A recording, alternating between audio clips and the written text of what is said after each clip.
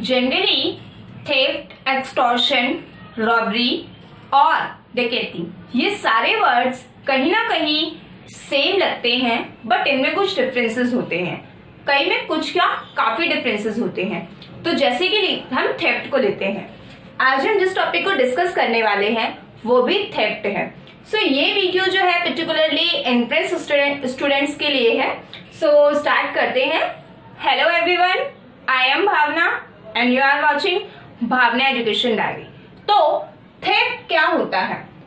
Generally हम सभी जानते हैं चोरी करना। थेफ्ट क्या है? चोरी करना। तो यहाँ पर हमें इसे लॉ में पढ़ने की इसलिए जरूरत है क्योंकि इसके बहुत सारे इसेंशियल्स होते हैं जो इसे एक ऑफेंस के लिए क्या करते हैं, एलिजिबल करते हैं। जैसे कि यहाँ पे अगर आपको एक कंडीशन दे दिया कि टेक्स यानी कि मूविंग, लेकिन किस चीज का मूव करना कि, तो यहाँ पे एनी पर्सन हु क्या करते हैं, यहाँ पे हु एवर इंटेंडिंग टू, यहाँ पे इंटेंशन मैटर करती है। इंटेंशन कैसी होनी चाहिए? मान लीजिए इंटेंशन गुड नहीं, इंटेंशन डिसऑनेस्ट होनी चाहिए। इंटेंशन डिसऑनेस्टली, कोई पर्सन डिसऑनेस्टली क्या करता है, किसी मूवेबल प्रॉपर्टी को, प्रॉपर्टी क्या होनी चाहिए, मूवेबल होनी चाहिए, यानी कि जैसे कि रिंग हो गई, वॉच हो गई, जैसे और कोई जैसे हमारी प्रॉपर्टी होती है ना, प्रॉपर्टी नहीं आएगी मूवेबल में, प्रॉपर्टी इमूवेबल में आएगी। टेबल, चेयर, बेंच, गोल्ड की चेन, रिंग, तो ये सारी चीजें मूवेबल प्रॉपर्टी होती है जो इजीली एक प्लेस से दूसरे प्लेस पे चली जाती है। तो थेफ्ट जो है यहाँ पे खाली मूवेबल प्रॉपर्टी के लिए है, इमूवेबल प्रॉपर्टी के लिए नहीं है। तो कई बार क्वेश्चन भी ये पूछा जाता है कि थेफ्ट जो है वो मूवेबल के लिए है, इमूवेबल के लिए है? तो वो मूवेबल के लिए है।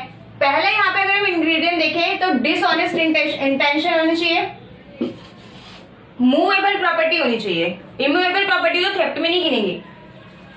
आउट ऑफ द पोजेशन, अब आउट ऑफ द पोजेशन यानी कि मान लीजिए कि आपकी गली में कोई भी चीज, आपके स्ट्रीट में, आपकी सोसाइटी में कोई टेबल वेस्ट पड़ी है, आपकी है ही नहीं और किसी ने चुरा ली, तो आप उसे ये नहीं बोल सकते कि हाँ ये मेरी टेबल चुरा ली। आप क्या होना चाहिए कि आउट ऑफ द पोजेशन, जो यहाँ पे मूवेबल प्रॉपर्टी चोरी हो रही है वो किसी के पोजेशन में होनी चाहिए। तो यहाँ पे पोजेशन और ऑनर में थोड़ा सा डिफरेंस है, हम समझ लेते हैं। जैसे कि ऑनर क्या होता है, आपने एक वॉच खरीद ली, आप उसके ऑनर हो, ठीक है। वॉच खराब हो गई, आपने क्या करा, उस वॉच को वॉच के मतलब शॉप में दी उसको ठीक कराने के लिए, ठीक है। तो जो शॉपकीपर है उस टाइम पे शॉपकीपर के पास आपकी वॉच है। अब शॉपकीपर के पास आपकी वॉच है तो यहाँ पर अगर उस वॉच को कोई आपके पास से चुराएगा तो आप उसके ऑनर हो, लेकिन पोजीशन मैटर करता है कि किसके पोजीशन में है। तो अगर वो वॉच इसके पास है, शॉपकीपर के पास है, तो वो शॉपकीपर के पोजीशन में है, उसे कोई नहीं चुरा सकता। तो इसलिए नहीं चुरा सकता कि चुराने के बाद वो ये डिफेंस नहीं लेगा कि ये तो ऑनर था ही नहीं, लेकिन ये पोजीशन है।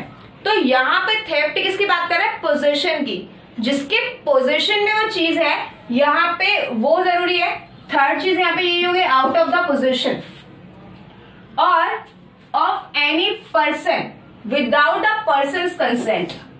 फोर्थ हमारा एलिमेंट क्या हो गया, कंसेंट, बिना कंसेंट के। अगर आपने कंसेंट दे दी कि ले जाओ ये चीज, थेफ्ट नहीं होगा।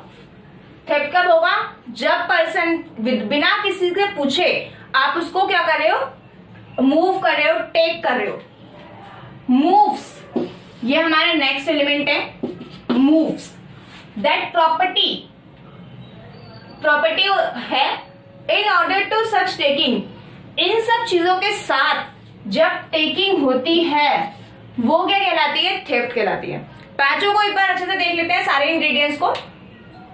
इंटेंशन डिसऑनेस्ट होनी चाहिए, प्रॉपर्टी मूवेबल होनी चाहिए, आउट ऑफ पोजीशन होनी चाहिए, विदाउट कंसेंट होनी चाहिए, मूव्स होनी चाहिए। अब ये सारी चीजें अगर हैं तो वो यहाँ पे जनरली क्या होगा, वो थेफ्ट होगा, ठीक है। ऐसे कंडीशन में वो थेफ्ट कमिट कर रहा है। बट कई बार ऐसा होता है कि मान लीजिए किसी एक ए ने क्या करा, बी की कुछ चीज चुरा ली, गोल्ड रिंग चुरा ली, कुछ भी चुरा लिया, ठीक है। चुराने के बाद ही रिग्रेटेड दैट, उसको क्या होता है, रिग्रेट होता है, और ये क्या करता है, सोचता है कि मैं क्या करूं, इसे वापस रख देता हूँ, ठीक है, वापस छोड़ देता है वो, या थोड़ी देर के लिए चुरा लेता है। तो ये चीजें क्या होगी, ये चीजें फॉल करती हैं टेम्परेरी, यहाँ पे क्या कर रहे हो आप, टेम्परेरी डिप्राइवेशन, कि थोड़े परमानेंट नहीं कर रहे, आप टेम्परेरी करो। टेम्परेरी भी एक्सक्यूजेबल नहीं है। अगर आप टेम्परेरी क्या कर रहे हो, थेफ्ट कर रहे हो, क्या माना जाएगा, यू आर थेफ्ट, तब भी आप थेफ्ट कहलाओगे, ये ऑफेंस सब भी थेफ्ट कहलाएगा। अब नेक्स्ट चीज क्या है यहाँ पे कि कस्टडी यहाँ पे इंपॉर्टेंट होती है कि किसकी कस्टडी में है, जिसको हमने बात करी यहाँ पे पोजेशन की, आउट ऑफ कस्टडी होनी चाहिए। अगर कोई चीज ऐसे ही लवारिस है, किसी की है ही नहीं, तो थेफ्ट नहीं होगा, लेकिन अगर वो किसी के पोजेशन में है तो वो क्या हुआ, थेफ्ट कहलाएगा।